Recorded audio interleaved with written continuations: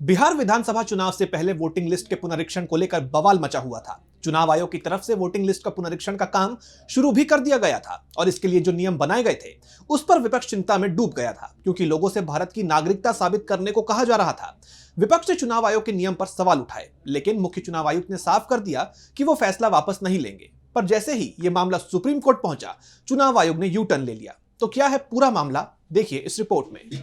चुनाव आयोग ने अपना फैसला वापस ले लिया है। वोटिंग लिस्ट में नाम शामिल कराने के लिए अब बर्थ सर्टिफिकेट देने की बाध्यता नहीं रह गई है। सिर्फ फॉर्म भरकर ही उसे जमा कराया जा सकता है और फॉर्म भरने में परेशानी आ रही है तो बीएलओ को अपने घर भी बुलाया जा सकता है। दरअसल बिहार में वोटिंग लिस्ट में सुधार के नाम पर चुनाव आयोग की तरफ से विशेष गहन पुनरीक्षण यानी SIR अभियान शुरू किया गया था। वोटिंग लिस्ट में शामिल लोगों और जो नए वोटर बनने के योग्य हैं, उन सभी से जन्म का प्रमाण देने को कहा गया था। विपक्ष की तरफ से इसे चोरी छिपे देश में एनआरसी थोपने की कोशिश बताया जा रहा था। इंडिया गठबंधन के नेता चुनाव आयोग भी पहुंचे थे और चुनाव आयोग के कदम को लोकतंत्र के खिलाफ बताया था। उन्होंने ये भी कहा था कि आनन फानन में इस तरह की कोशिश से बिहार में 2 करोड़ लोगों का वोट देने का अधिकार छिन जाएगा। एनडीए के अंदर भी चुनाव आयोग की कोशिशों पर सवाल उठ रहे थे, लेकिन मुख्य चुनाव आयुक्त ज्ञानेश कुमार अपने फैसले से पीछे हटने को तैयार नहीं थे।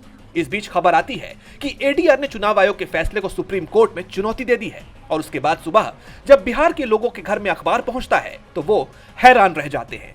अखबार में पूरे पेज का एक ऐड छपा हुआ था जो चुनाव आयोग की तरफ से जारी किया गया है और इसमें साफ साफ लिखा है कि पहला, गणना प्रपत्र बीएलओ से प्राप्त होते ही तत्काल भरकर आवश्यक दस्तावेजों और फोटो के साथ बीएलओ को उपलब्ध करा दें, और दूसरा, अगर आवश्यक दस्तावेज और फोटो उपलब्ध नहीं हो तो सिर्फ गणना प्रपत्र भरकर बीएलओ को उपलब्ध करवा दें। गणना प्रपत्र ऑनलाइन भी भरा जा सकता है, इसके लिए QR कोड जारी किया गया है, यानी जो लोग बिहार से बाहर रहते हैं वो भी गणना प्रपत्र भर सकते हैं। इसे ऑनलाइन ही जमा कराया जा सकता है, जबकि पहले इसे बूथ पर जमा कराने के निर्देश थे।